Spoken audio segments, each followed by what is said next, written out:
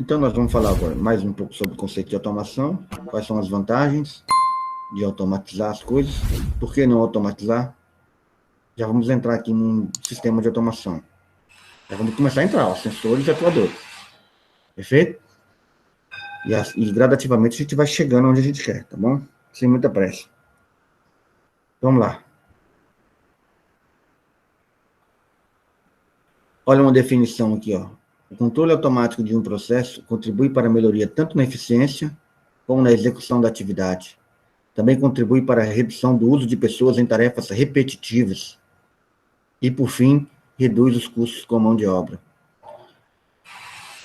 Height, 2017. Veja, nós já estamos entrando num assunto aqui que é vantagens da automação. Eu coloquei 5 aqui, ó, mas tem mais. A principal vantagem da automação seria, no meu ponto de vista, né, a valorização do ser humano. Por que a valorização do ser humano? Bem relacionado com o que o Haidt colocou aqui na definição dele. Valorização do ser humano. Por quê? Colocar o ser humano para realizar tarefas repetitivas, insalubres, perigosas, desvaloriza o ser humano, desvaloriza a vida, né? E existem essas atividades têm que ser feitas. Atividades que são insalubres, que são perigosas, né? Que causam problemas locomotivos, né? No aparelho locomotor, sei lá como é que fala. Então, tem esses tipos, né, de trabalhos, os repetitivos. Esse tipo de trabalho em nada valoriza o ser humano. Então, colocar as máquinas para fazer esse tipo de trabalho, onde só tem a repetição, onde com certeza se uma pessoa for fazer, logo, logo ele vai ter problemas de saúde, ou insalubre, em lugar insalubre, até hoje ainda se faz esse tipo de trabalho, né, em lugares insalubres, em lugares perigosos, né, colocar as máquinas para fazer esse tipo de trabalho é sensacional, automatizar essa parte. É isso que se mais deve ser observado na automação, a valorização do ser humano. Deixar o ser humano para fazer as tarefas mais prazerosas, né? Deixar as tarefas mais entediantes por conta das máquinas fazerem. Então, isso é valorizar o ser humano. Então, isso tem que ser sempre o, o, o que os inventores, o que as pessoas ligadas à automação têm sempre que estar em mente. Trabalhar para valorizar o ser humano. Se eu estou trabalhando num projeto para automatizar alguma coisa que vai, vai valorizar o ser humano num trabalho repetitivo, num trabalho insalubre, num trabalho perigoso, é show, é sucesso, né? Mesmo que você não consiga chegar no final, outra pessoa vai lá e pega o trabalho, um trabalho no TCC, alguma coisa desse tipo, é valorizado demais, né? Então, se eu estiver fazendo um mestrado, um TCC, um doutorado nessa área, se eu consigo pensar alguma coisa para facilitar a vida do ser humano, algum sistema, alguma coisa, alguma automação para retirar o risco de vida do ser humano, né? Trabalhar no esgoto, trabalhar com alta tensão, trabalhar com altura, todos aqueles trabalhos perigosos, se eu conseguir, de alguma forma, melhorar esses tipos de trabalhos através da automação, é show, é certeza de sucesso. A ideia para um TCC, para um doutorado, para um mestrado, vai adiante tranquilamente, vamos dizer assim, se justifica, né? Tem uma boa justificativa, que é uma das coisas que a gente precisa no trabalho, uma justificativa boa. E não tem melhor justificativa na nossa área do que essa. Valorizar o ser humano e retirar dele essas tarefas entediantes. Então, se a gente vai num lugar e observa que tem um processo manual ou semi-automático, mas que ainda tem um ser humano fazendo uma tarefa entediante ali, uma tarefa perigosa, e a gente propõe no TCC, né, alguma coisa para melhorar isso aí, 10%, 5% que seja, já se justifica. É uma grande vantagem da automação. A gente não pode esquecer do dinheiro, né? Claro. As pessoas procuram dinheiro, enriquecer, né? Enriquecer os donos, os proprietários, enriquecer os funcionários, enriquecer alguma coisa, né? Esse enriquecimento se dá pela automação, mas pela qualidade do produto que se oferece e pela quantidade. Quando se tem automação, a gente consegue escalas maiores de produtividade e essas escalas favorecem o maior enriquecimento. Enriquecimento geral, enriquecimento da nação, enriquecimento do povo, enriquecimento da empresa, enriquecimento da sociedade, né? Isso é uma vantagem da automação também. Outra vantagem é sobreviver no mercado competitivo. Se eu tenho concorrentes que utilizam a automação e eu ficar na parte manual, eu vou ser logo engolido por essa empresa, né? Não vou conseguir competir com ela de jeito nenhum. Meus produtos ficarão mais caros, o delas ficará mais barato. Então, é uma vantagem da automação. Eu tenho que sobreviver no mercado, né? Uma vantagem, né, que depois a gente vai falar sobre desvantagens, é empregos relacionados à manutenção, desenvolvimento, supervisão, todos os empregos que a automação, né, pode abrir. Ele vai perder muitos empregos, a gente vai falar na próxima slide, mas ele vai abrir um pouco de empregos, né, nessa área mais afunilada, que é a área né, das pessoas que vão desenvolver, que vão dar a manutenção, que vão fazer os reparos, a manutenção preventiva, corretiva, que vai fazer as melhorias, que vai desenvolver. Então, existe um tipo de emprego ali relacionado à automação. Esse emprego é uma vantagem. Criação desses empregos, né?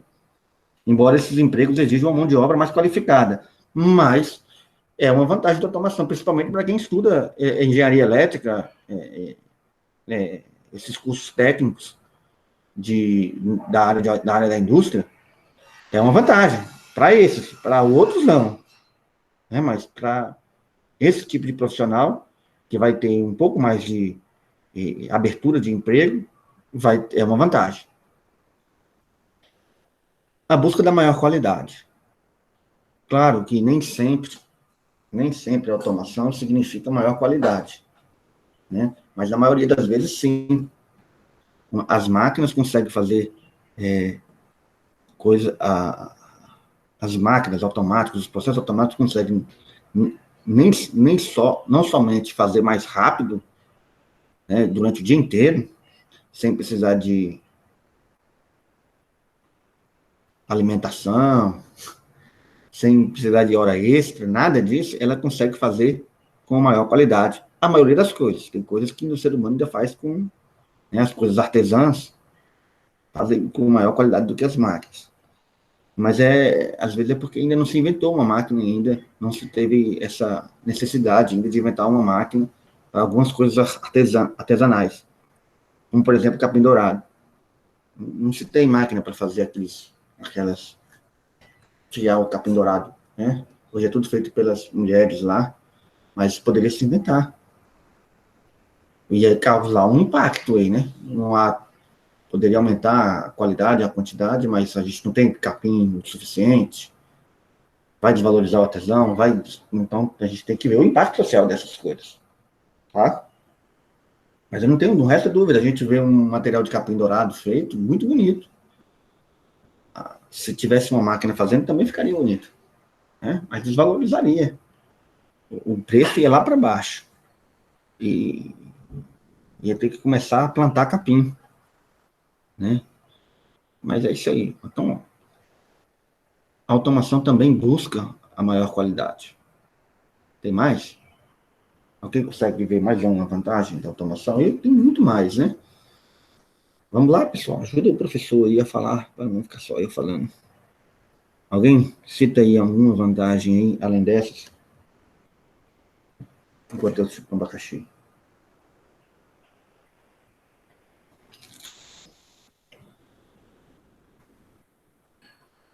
Tem meus alunos? Estão todos aí? Estou aqui, só escutando o senhor falar. Mas vamos lá, gente. Ajuda aí. Esses alunos não podem ficar assim, não. Só eu falando. É um assunto que tem pano para manga aí, para todo mundo conversar.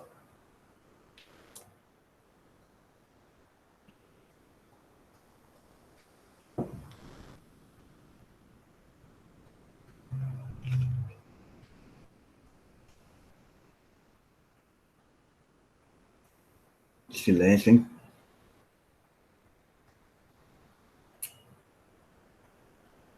Gravando aqui, o professor chupando um abacaxi. Então é isso. Tem muito mais automação do que só essa. Existem várias vantagens, né? E desvantagens. Por que a gente não automatiza as coisas? Por que não automatizar?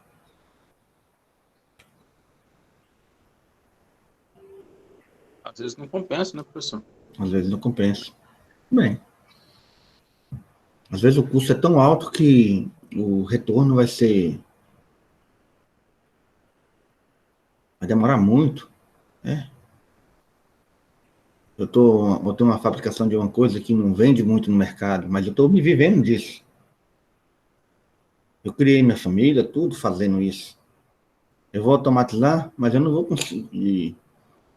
Eu vou conseguir fazer muito mais, mas eu não tenho saída no mercado para tudo isso. Do jeito que tá bom. Eu não preciso automatizar. Custa muito alto. E eu já estou satisfeito com isso. Eu não vou automatizar. A oficina do Zé, o Zé está vivendo, o Zé está em bem.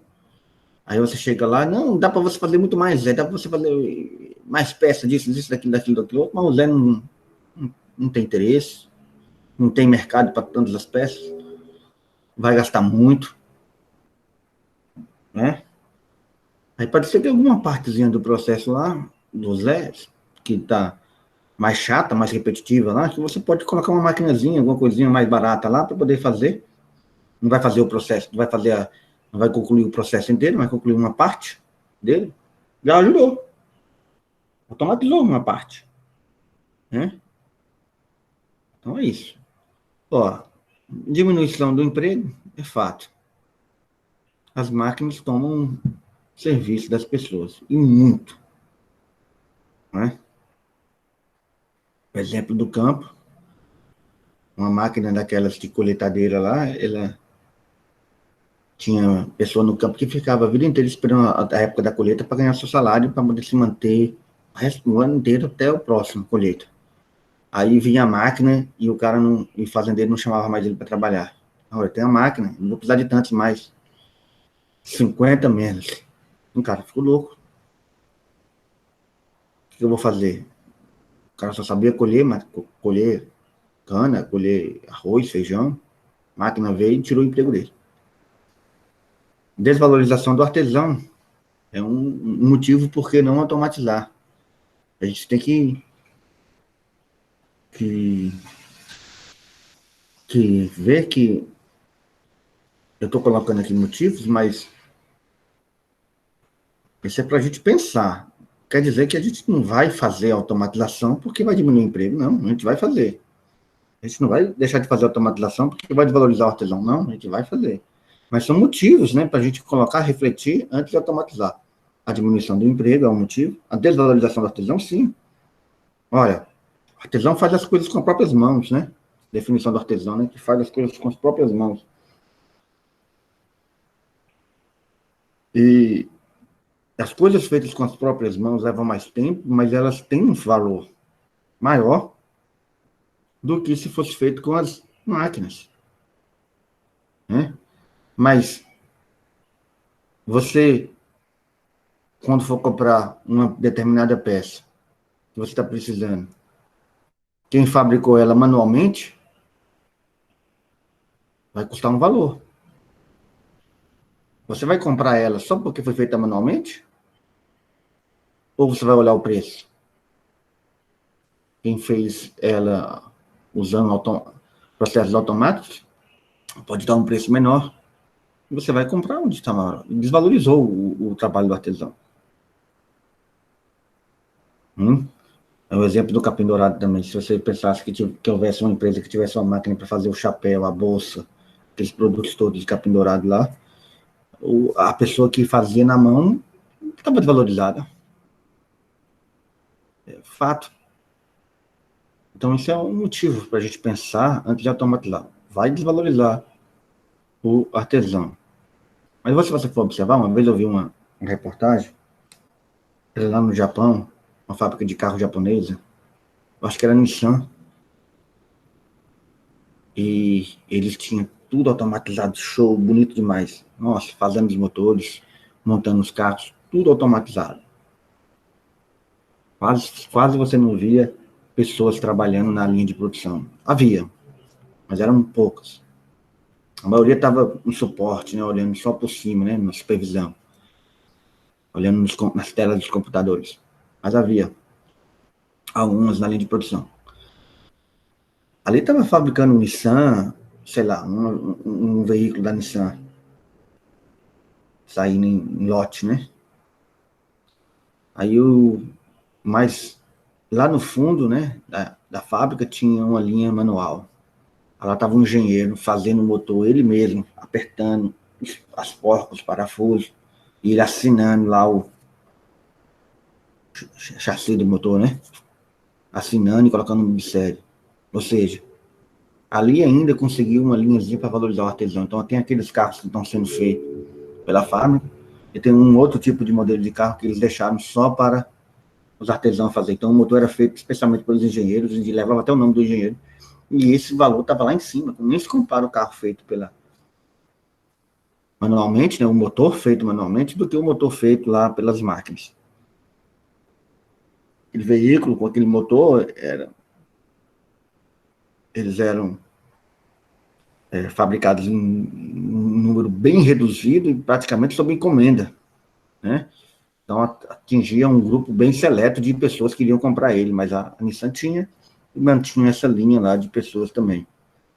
Aqueles, aqueles veículos serviriam talvez para competição, para alguma outra coisa, não sei, mas de fato a automação desvaloriza o artesão. Mas mesmo assim ainda é possível valorizar o artesão com as linhas diferenciadas, né? Esse exemplo que eu trouxe para vocês lá no Nissan. Como eu já falei antes, né? Imprevisibilidade das consequências. Olha, é um motivo para a gente não automatizar. Eu fico imaginando aqui, eu não lembro o nome da pessoa, né? Mas teve o senhor que inventou a pólvora, ele inventou a pólvora para facilitar o trabalho dos mineradores, né? Explodir a rocha ao invés de... Mas se ele soubesse, por exemplo, que um neto dele, um filho dele, alguma coisa, morreria a bala por pólvora, se ele soubesse antes, talvez ele não tinha inventado isso, né? Outra pessoa inventaria, né? Como dizer, é irreversível. Mas se ele pensar assim, olhasse na frente, olha, tá vendo? Através da pólvora, agora muitas vidas foram tiradas através, né? Assim, não, vamos dizer através, não vamos ser tão taxativos assim, né? Mas foi uma automação que gerou outra, que gerou outra, que gerou outra, foi um processo que levou a uma consequência, né, que talvez a pessoa nem imaginava na época, era imprevisível para ele, né? A pessoa, quando inventou aquelas máquinas colheitadeiras, ela, por exemplo, talvez, talvez não tenha olhado a fundo as consequências. Vai perder, vou tirar o emprego de 50 pessoas aqui no campo. Ótimo, mas foi só isso? Foi só isso. Teve muito mais consequências.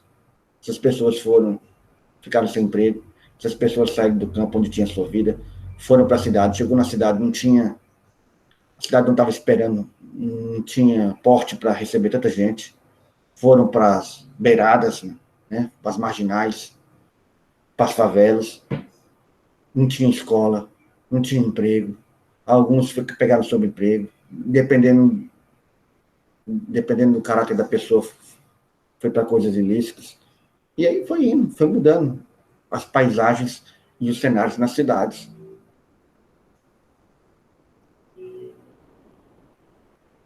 Né?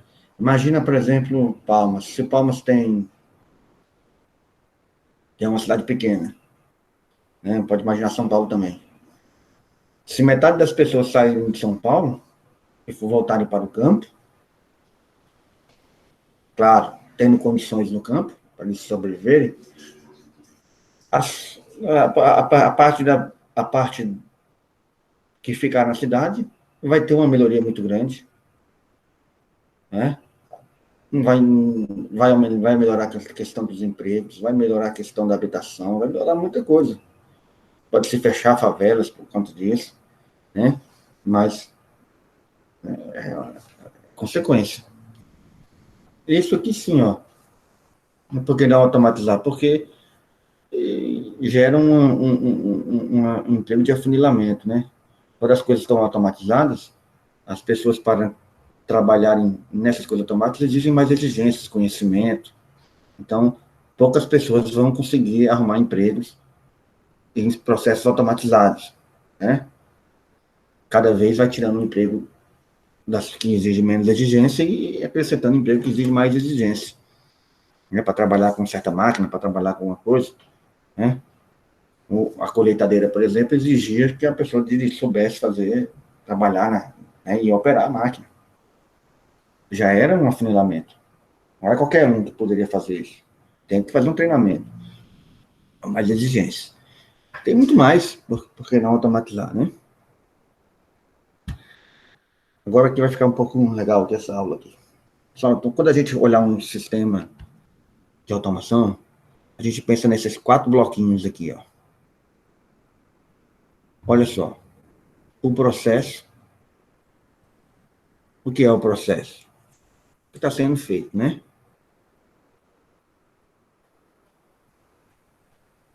Feito. A linha de produção, onde está o processo? Ou pode ser um processo sem linha de produção também. Um processo menor. Mas está fabricando alguma coisa, uma peça, um alimento, uma embalagem, alguma coisa. Então, esse processo, que é o produto final que a gente quer ter desse processo, a gente tem que, a gente está fabricando alguma coisa, a gente tem que montar um processo para isso. Então, não adianta nada. Eu sou engenheiro eletricista, eu sou engenheiro de automação e controle, e se eu quiser automatizar um processo, a primeira coisa que eu preciso saber é conhecer o processo.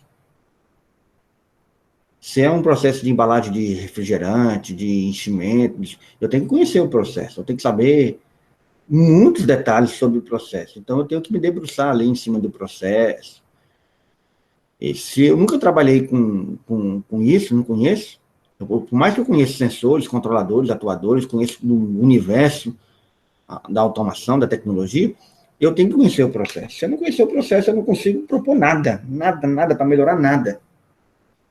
Então, a primeira parte é o processo. Eu tenho que conhecer o processo. O engenheiro de automação e controle, ele tem que conhecer o processo para ele trabalhar nele. Mesmo que ele não vá fazer nada ali manualmente ou não participe, ele só vai lá montar e de vez em quando dar manutenção, ele tem que conhecer todo o processo. É aqui que chega a matéria-prima, aqui a matéria-prima é lavada, a matéria-prima tem que ser lavada quantas vezes? 2, 3 vezes, tem que ser lavada 3 vezes, a quantos graus, ele tem que conhecer o processo todo para ele poder fazer a automação. E às vezes, se pular essa parte do conhecimento, já se perde muita coisa, já tem ali, vamos dizer ali, um fracasso quase eminente. Eu querer automatizar uma coisa, sendo que eu não conheço todo o processo. Não, tem que conhecer. Aí você não precisa de conhecer. Normalmente, se você foi contratado para isso, a pessoa que está fazendo conhece muito o processo. Ele não conhece sensor, controlador, atuador, nem nada. Você conhece. Você entra com essa parte, ele entra com o processo te ensinando. Você tem que perguntar para ele, como é que fabrica isso? Vamos entender. Você tem que passar horas ali, dias, às vezes, dependendo do tipo de processo, para conhecer o processo, para depois você pensar em como que vai automatizar ele. Então tá. Então, olha essa setinha. Esse é um resumo de um sistema de automação, bem simples, ó, né? Assim, nesses 4 bloquinhos aí, fica bem simples. O processo, ele enxerga como que está o posicionamento dos sensores. O sensor está aberto, está fechado, está plano, a temperatura está quantos graus, a pressão, né? O nível. O processo fica... O processo ele vai caminhando e vai alterando os posicionamentos do sensor. A temperatura aumentou, a temperatura diminuiu, o sensor estava fechado e agora está aberto, porque o processo caminhou. Veja que isso aqui não tem um início, é um círculo, né? Não tem um início, começa aqui. Não, isso aqui é um círculo, é fechado, ó. Malha fechada. Um processo. Ele movimenta, ele caminha para a produção, ele vai alterando as leituras dos sensores. Né? Um sensor que estava aberto, estava contando 5 peças, agora tem 6, tem 7, tem 8, né? E o sensor está contando, o sensor está fazendo as leituras, está trazendo as informações. Para quem? Para alguém, alguma coisa que vai controlar, onde tem a programação e a lógica. Aqui que entra muito a nossa disciplina. Ó. Aqui, a gente vai aprender a fazer essas lógicas para controlar os sensores. Para quê? O sensor para quê? Para passar as informações para o controlador, e o controlador faz o quê? Tem aqui uma programação, tem uma lógica aqui, que ele vai acionar quem? Os atuadores. A esteira que vai ligar, a peça que vai jogar, a válvula eletropneumática que vai abrir, ou que vai encher uma garrafa. Então, são os atuadores. Ele só agiu porque o processo se movimentou, o sensor captou esse movimento no processo, perguntou para o controlador, o que eu faço agora quando os sensores estão nessa posição? Aí o controlador fala, olha, mexe, atua tal lâmpada, tal esteira. O produto ser feito, por uma parte do produto. Aí o atuador, quando o atuador mexeu, o que aconteceu com o processo? O processo caminhou. Se a esteira estava num nível, passou para o outro. O processo deu uns passos para frente. O processo deu um passo para frente, deu. Se deu um passo para frente, os sensores também mudaram. Os sensores já viram, opa, deu um passo a mais no processo ali agora, ó. A peça que tinha 10, agora tem 0, porque a esteira passou e levou as 10 peças. Agora, o que eu tenho que fazer? E o processo caminhou, já não tem mais umas peças aqui. O que eu faço? Manda mensagem para o controlador faz o atuador e fica nesse círculo aqui, ó, até alguém apertar o botão desligar.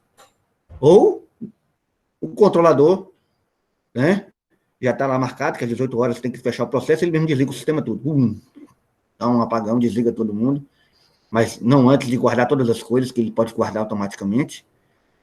E no outro dia, ou alguém lá para apertar um botão, ou ele mesmo já começa novamente o processo. Aí ele já sabe como é que está todos os sensores aqui, ó, como está todos os atuadores, como que está o processo, ele sabe, ele está controlando. Aí ele olha aqui, opa, então eu tenho que girar a esteira. Gira a esteira, o processo começa de novo a ser feito. Então, esse é um resumo de um sistema de automação à la professor Humberto, certo? Se a gente pudesse fazer um resumo muito grande, seria isso aqui. É claro que tem muitas coisas aqui dentro, né? Muitas coisas, muitos detalhes no atuadores, muitos detalhes no processo. A questão dos sensores, a escolha dos sensores ideais, faz parte da nossa disciplina, saber escolher os sensores, faz parte da nossa disciplina. Aprender a fazer o controle, né, o controle dos atuadores através dos posicionamentos, da leitura trazida pelos sensores. Então, isso aqui está na nossa parte, ó. É isso que a gente vai estudar aqui. É claro que existem milhões de processos, a gente não conhece todos, a gente não precisa conhecer todos. Mas é isso. Essa volta aqui, ó. Nós vamos trabalhar. Faz parte dessa habilidade nossa. Conhecer os sensores, especificar aqui a parte de controle, fazer a parte de programação, ter as noções da programação, aprender um pouco de programação, e quem são os atuadores. A gente tem que conhecer, a gente tem que saber qual que é o melhor motor para ser ligado, por isso que faz o curso de engenharia elétrica. Qual que é o melhor conector, qual é a proteção que eu tenho que colocar nesse atuador, qual que é o sensor que eu vou ter que usar no processo aqui, ó, na esteira, ou né, para contar vidro, para contar papelão, o que que seja. Eu tenho que conhecer o sensor. E especificar ele. Se você observar lá, voltar lá atrás e ver lá nas elementos, lá está lá, especificação de hardware. Sensor, controlador, atuador, sim. Conhecer o processo, aí o processo é no mercado de trabalho, é no mundo, né? Então, isso aí a gente tem que conhecer também, né? minimamente o processo para poder fazer isso aqui. Então, veja, nossa disciplina vai atuar nessas partes aqui, ó. Como eu não estou na prática mesmo automatizando nenhum processo, então a gente vai fazer exercício. Ó, tem um processo X que deseja ser automatizado, aí a gente tem que saber qual sensor que a gente coloca, qual a lógica que a gente vai fazer, qual que é o atuador para fazer tudo isso aqui. Então a gente tem que trabalhar nisso aqui. E exercício a gente vai trabalhar nisso aqui. Nas nossas bancadas a gente inventa, olha, o processo agora é o controle de trânsito, é um semáforo, é um processo. Você tem que conhecer, você tem que saber que tem que ficar verde, tem que ficar vermelho, depois amarelo, que tem um pedestre, você tem que conhecer o processo para poder você fazer a lógica. E, às vezes, uma avenida tem uma necessidade diferente de outra, então você tem que conhecer para fazer o processo de controle ali. Tem uma curva logo ali na frente, tem uma virada ali na frente, que precisa de carros entrar na pista, então você tem que conhecer o processo. Né? Fabricação de alguma coisa, tudo é automatização. Um semáforo é uma automação, né?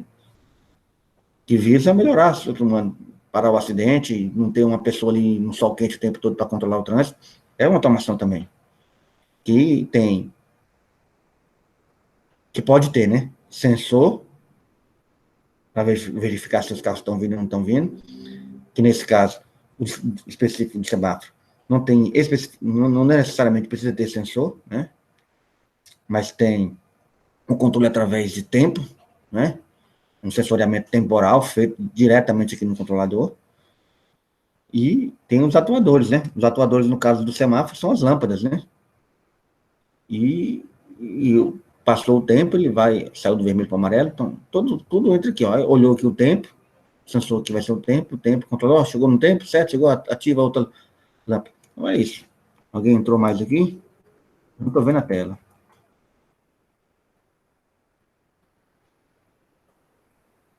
Certo? Então esse aqui, ó. Esse aqui é o resumo de todas as nossas aulas que a gente vai ter.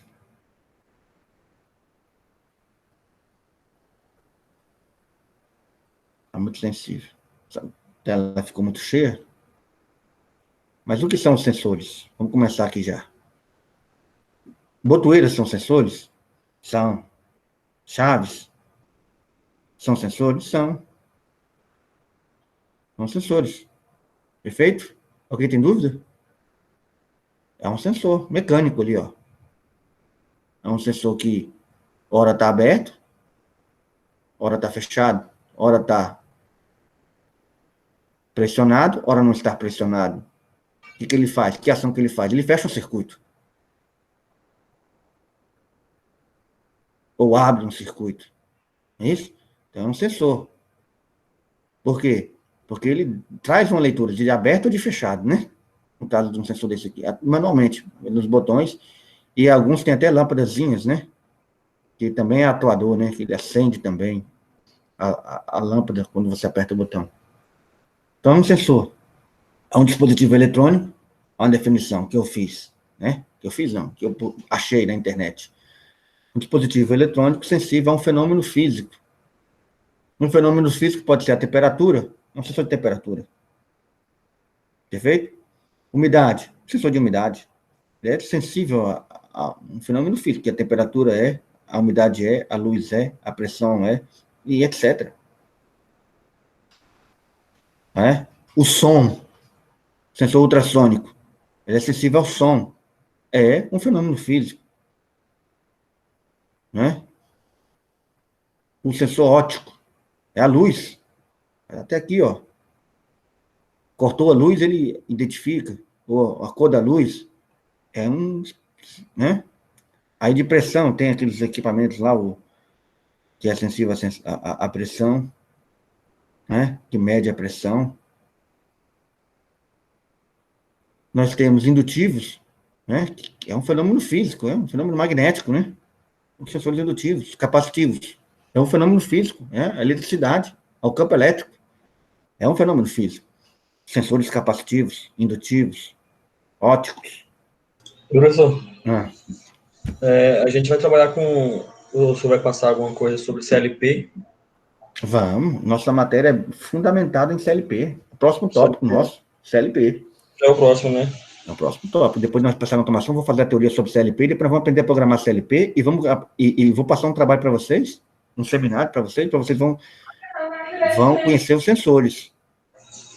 Sim, mas a gente vai utilizar de algum programa? Ou você vai passar? Vai. Nós vamos usar um simulador aqui. Depois, quando eu falei da primeira aula, não sei se você estava presente, mas a gente vai, sim. E já até passei o nome deles para vocês. Depois a gente bate um papo na família. Depois eu vou colocar lá no grupo lá, falou a ligação. Depois você coloca no grupo, então, né? Vou colocar no grupo, eu já falei no início, mas ainda vai demorar uns 3 semanas, mais ou menos, para a gente começar a usar o simulador. Vocês vão ter que baixar no computador de vocês, ele aí a gente vai aprendendo aqui, tá bom? Tá bem. Nós vamos usar o simulador da Siemens, um dos mais simples que tem, a gente usar é o que a gente tem lá na nossa bancada, perfeito? Beleza. Tem o meu canal no YouTube lá, Humberto Rodrigues Macedo, e eu fiz um videozinho de uma aula prática na turma passada, e eu coloquei na descrição lá até os links de onde que baixa o aplicativo, entendeu? Depois eu coloco novamente aqui para vocês aqui. Baixa rapidão, versão educacional. Perfeito? Então a gente tem que conhecer os sensores. Olha, pessoal, dá para você saber que esse sensor aqui, ó, é indutivo ou capacitivo? Só olhando para ele? Sem olhar dentro dele? Eu tenho que conhecer, especificar. Ó, tem uma luzinha aqui, ó. Essa luzinha ela vai acender quando ele encostar. Essas rosquinhas aqui é para me prender ele. A distância que ele capta aqui, ó, o objeto. Que tipo de objeto ele é ideal para captar? Perfeito? Então, é igual o pão para o padeiro. Tem vários tipos de pão. Ele tem que conhecer, pelo menos alguns, né? Para ser um bom padeiro. Se fizer só um pão também, bem bom também ele vai bem, né? E consegue um mercado bom também. Mas aqui no nosso caso aqui, a gente precisa conhecer bastante sensores. Então, olha, esses aqui são ultrassônicos, está até escrito aqui embaixo, né? São sensores que captam som e conseguem, através da leitura, não somente se está passando som ou não está passando som, mas consegue ver a distância que está a peça, etc. e tal. E com isso, o que você vai fazer com essa leitura, esse sensor? Alguma coisa você tem que fazer com ele. Ele só vai te dar as informações. Você é o cara que tem que fazer a lógica para acontecer alguma coisa no processo com a leitura desses sensores. E o CLP é uma ferramenta usada para isso.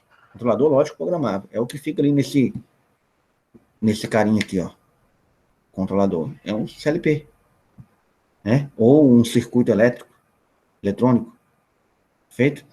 Mas a placa controladora, no caso do computador, é a CPU. Né? No caso das indústrias, são os CLPs lá na indústria. No caso do semáforo, são temporizadores que ficam controlando. Então, tem um controlador. Tá? E aí, aqui, ó. Aqui nós temos sensores de vários tipos, ó. Óptico com barreira. Esse aqui só manda o feixe. E se passar alguém, ele corta. Então, tem vários tipos de sensores. Olha, um sensor capacitivo aqui. E isso a gente tem que conhecer. Não necessariamente, pessoal, eu tenho obrigação como engenheiro, ainda mais iniciante, de bater o olho assim e saber tudo sobre o sensor, ou quase tudo sobre ele. Só de olhar, não. Tem os datasheets, tem tudo, eu tenho que saber a tensão de alimentação, distância de captação, sensor, qual a parte morta dele. Eu tenho que conhecer o sensor. Eu não sou obrigado a conhecer só olhando, mas eu tenho que ter um conhecimento sobre ele. Perfeito? Alguns é fácil de identificar o tipo dele, outros são muito parecidos. Tá?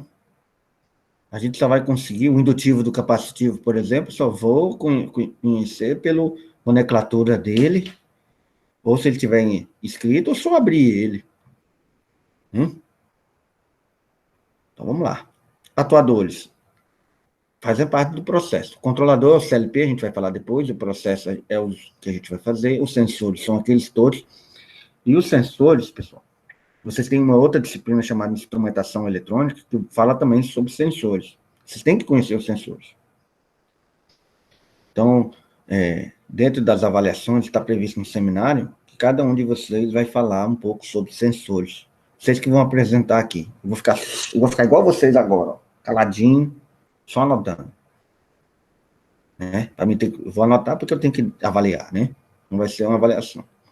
Então, os atuadores no processo, a gente também tem que conhecer.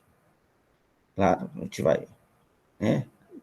Não necessariamente a gente tem que conhecer 100%, mas a gente tem que saber que eles existem, qual que é o ideal para cada situação. Se eu quero iluminar alguma coisa, sinalizar, lâmpadas. Se eu quero retirar calor, fazer alguma coisa, se eu quero acionar motores, se eu quero ligar o motor diretamente, né, sem isso, eu tenho que ver aqui a tensão de alimentação, tenho que ver se o meu CLP já consegue acionar ele diretamente. Aqui, ó, uma válvula, eletroválvula, né? Aqui tem a ligação do ar comprimido e a ligação também da eletricidade, né? Vamos dizer assim, ó, o motor, se ele for trifásico, não tem jeito, eu preciso de um contato, se ele for monofásico, eu posso ligar direto. Posso? Talvez eu possa. Eu tenho que ver qual tipo de CLP que eu tenho, se ele consegue fazer isso. Se a corrente elétrica dele dá para partir um cara desse, dá para partir direto um cara desse, ou se eu preciso do contactor só para fechar um contatozinho aqui e ele acionar esses caras aqui, ó. Normalmente esses aqui são ligados direto, ó. Um ou outro elemento de maior potência, a gente usa um contactor, o CLP só aciona ele e ele, corrente elétrica que vai girar o motor, não passa por dentro do CLP, vem direto da rede. O CLP só controla esse aqui caminha para cá, a ligação do motor. Quando for desligar o motor, abre o contactor aqui, ele abre os contatos, fecha o motor, a corrente que estava passando aqui era 1000 amperes, um exemplo, né? Bem difícil de ter um motor com essa corrente toda. Mas esses 1000 amperes não necessariamente passa pelo CLP. O CLP, às vezes, é 2 amperes. É só para fechar aqui o circuito. 1 ampere, alguns miliamperes. É o suficiente para fechar a contactora. E os fios mais grossos aqui do motor, ele passa direto aqui vai direto pelo motor, da rede para o motor. Aqui são válvulas pneumáticas. Aqui também eletropneumática, tá vendo? Eu estou vendo aqui nomenclatura de tensão, então não é só pneumática, é eletropneumática. Vocês têm uma disciplina também sobre sistemas pneumáticos. É interessante, tá, de automação. Então, esses são os atuadores. Tem muito mais atuadores, né? Etc, né? Eu trouxe algumas fotinhas aqui que eu consegui colocar aqui dentro desse slide aqui, para não ficar com muito slide. Mas são os atuadores. E esses caras é que vão fazer, ó, executar uma determinada força de deslocamento. Vai haver um pistão, a válvula faz isso, né? A eletroválvula faz isso, ele vai abrir, fazer um deslocamento, vai abrir um tanque, vai fechar um tanque, vai abrir um pistão, vai desabrir um pistão, ou outra ação física aqui, ó, ventilar, iluminar, aqui, ó, força de deslocamento, vai girar, vai fazer alguma coisa, então é isso. São dispositivos a serem acionados para executar uma determinada força de deslocamento ou outra ação física. Eles podem ser magnéticos, né? Pode ser hidráulicos, as bombas hidráulicas, eles podem ser magnéticos, pode ser pneumáticos, como as válvulas pneumáticas, magnéticos, como válvulas magnéticas também, elétricos, a maioria, né? Lâmpadas, motores. Então, é isso aí. Depois que terminar a nossa parte, a gente vai fazer um questionáriozinho e mandar para vocês, que vai entrar naquela parte das notas dos questionários dos 30%. Tá bom? Então é isso. A aula de hoje é só essa. Próxima aula, característica da automação industrial.